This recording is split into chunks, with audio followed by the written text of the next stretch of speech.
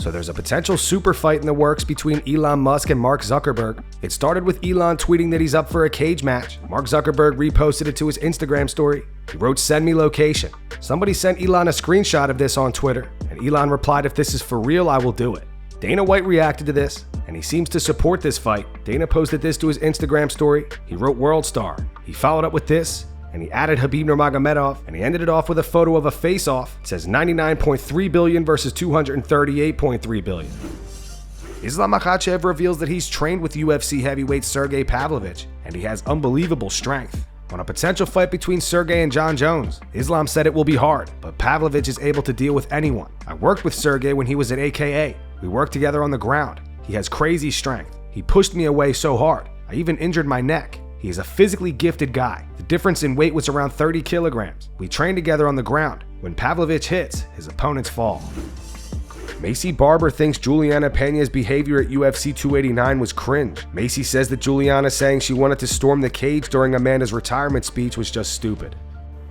Yeah, I think anyone who is as dominant as she was for so long has to be an inspiration to all the fighters, especially females. She's done so much for the sport and for women, just achieving amazing things and being a double champ, and she's done so much. I think the only thing that I didn't like was how much Julianna was talking crap. Like, that was the only thing that was just like, that's just cringy, but I think that was very stupid. Yeah, I just think that, you never know what's going on in someone's life, and if she wanted to call it done, she called it done, and who's to say that you can't retire, I think that if Amanda hadn't retired and she fought Julianna, I think that Julianna got out very easy on that, having the shot at keeping that belt. That was probably the only thing that I thought about the retirement that I didn't like. And I wish Amanda all the success in the world and the happiness. She's got a family with Nina, and it's really cool to see that. So good for her. Following Kelvin Gastelum's announcement that he is returning to the welterweight division, Shavkat Rakhmonov called him out. Shavkat retweeted his announcement video. He wrote, "Should I be the one to welcome Kelvin back to 170? At Dana White, at Sean Shelby." Kelvin on his YouTube channel responds to Shavkat. Bing! All of a sudden I see a tweet from Shavkat Rakhmonov. He was like, "Should I be the one to welcome Kelvin Gastelum to the welterweight division?" He could have added a little spice to it. I accept, Shavkat Rakhmonov. I'll give you a date. Dana was talking about doing a huge Mexican Independence Day event in Las Vegas, which just happens to be September 16th on the dot. I think stylistically, I'm horrible for him. I think he comes forward, he's very sloppy sometimes, and I'm going to be able to capitalize on that. I'm either going to land these two or take his down and submit him. So Shavkat, I laid out the date, and I accept your challenge. Or was that just a tweet? Was that just your little tweety fingers barking at me? Because I'm serious about this. So talk to your people and we can do it. Renato Moicano on his YouTube channel gives his prediction for Ilia Topuria versus Josh Emmett this upcoming weekend. Renato thinks Josh Emmett is in serious trouble. Go subscribe to Renato's new YouTube channel. Let's try to get him to 10,000 subscribers. Links in the description. Josh Emmett against Ilia Topuria. That's a very good fight, my friends. That's a very good fight.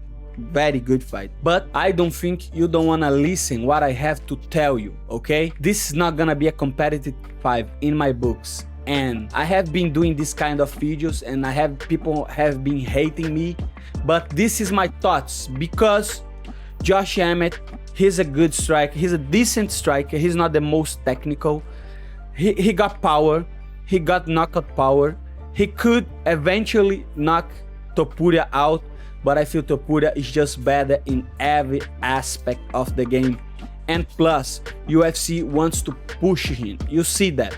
He's Spanish, he's Georgian, I don't know who he is. A lot of stuff going on, but I feel before the incident with Paddy Pimblett, I don't know, alcohol gel, something like that, he got a lot of famous and he delivered in his fights. He fought Jay Alberts. He suffered a knockdown of Jay Alberts, and after that, he knocked Jay Alberts out.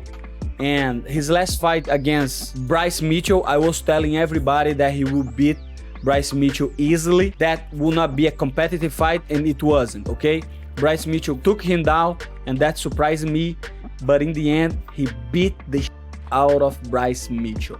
And I think this is what's going to happen with Josh Emmett, because I think Topuria is better at grappling, is better at jiu-jitsu, is a more polished striker, he's the best striker. Probably Josh Emmett has more power, you know, but I don't know. Stuff, Topuria stuff, and I think it's going to be a domination or a finish by Topuria. Daniel Cormier is not happy with American Airlines, and the MMA community has his back. DC tweeted, "I am literally in the worst experience. It's unreal how horrific American Airlines staff at SFO is behaving right now. I show up to my flight to find out my seat has been given away. If that isn't enough, this man Jose Chavez won't even speak to me. This dude walks away from me as I am speaking, and he slams the door in my face. This is the same airline that gave Paige Van Zandt issues. This is insane. So unprofessional. Wouldn't even speak a word to me, and then slams the door in my f***ing face." Demetrius Johnson replied saying, "Dog, just fly Delta or Alaskan Airlines. Enough said."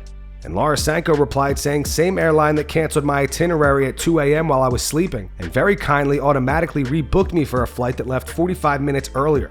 How am I supposed to know to wake up to catch an earlier flight? Missed the baggage cutoff, so I had to have my things overnighted, not cheap. And no, I didn't get any text. I was asleep. Plus the UFC puts their number as the contact. 0, oh gosh, we're sorry." And the entire time it was like they couldn't comprehend that it wasn't my screw up. I try to fly Delta when I can, but sometimes no choice. Come on, American Airlines. DC reposted this tweet to his Instagram. He wrote, "At American Air, get your people right, man. I can't believe this shit. I have fighter meetings in the morning." Kamaru Usman commented, "They've been acting unusual ever since the pandemic." Johnny Walker says, "At American Airlines" with a facepalm emoji. Josh Thompson says, "American and United are horrible on so many levels. I literally fly 2 extra stops on Delta instead of dealing with all their canceled flights and horrible customer service. Delta has changed the way I fly, and I'm moving to Dallas but will not change to American, which is one of their hubs." Julianna Pena posted this to her Instagram story. It says, "At DC MMA, hey champ, couldn't agree more. American Air screwed me so bad. Gave my seat away after they told me to go lounge and wait. I waited 4 hours, and when I went to board, they said they gave my seat away and put me on standby." Then she posted this. She wrote, "At DC MMA, at American Air. They put me on standby and kept pushing the flight till 11 p.m. until they finally canceled the flight. The gate agent was a witch, and so were all the workers in the lounge. One guy switched me to United that was a 7 a.m. connection flight, which was delayed until 12. Had to get a hotel. Monday I was in the airport from 12:30 p.m. to 12 a.m. It was the worst day ever. They all suck and their customer service is the worst." DC responded saying, "See what I mean? That's some bullshit. And then they are rude when they screw you." He followed up with, "This actually happens. The amount of people that have sent me like this is crazy. At American Air, this isn't good. It's happening all the time. The people dealing with people are making the experience a mess." And that's going to wrap it up for the news. Thanks for watching. If you enjoyed the video, be sure to subscribe to Full Mount MMA and click the bell icon to be notified when we post future ones. Here are the 3 top comments from last video. These comments are in reference to the Conor McGregor Miami Heat game situation. The first one's from Joker. It says, "Conor is doing everything but training for a fight. It's a shame how washed up he's become." The second one says, "I'm sorry, if this woman is lying, she needs to go to jail for this. This can ruin lives and some don't come back from that. SMH. And the final one's from Casual. It says, "The part about him only having footage because he's rich and famous is so true. Imagine how you'd be without video evidence of you and the alleged victim together right after the incident. Men need body cameras like police nowadays." Those were the 3 top comments from last video. If you want to be featured on the next one, all you have to do is comment down below. If you missed yesterday's news, click the video on screen to get caught up. And make sure to go subscribe to our second channel where we post our exclusive MMA interviews.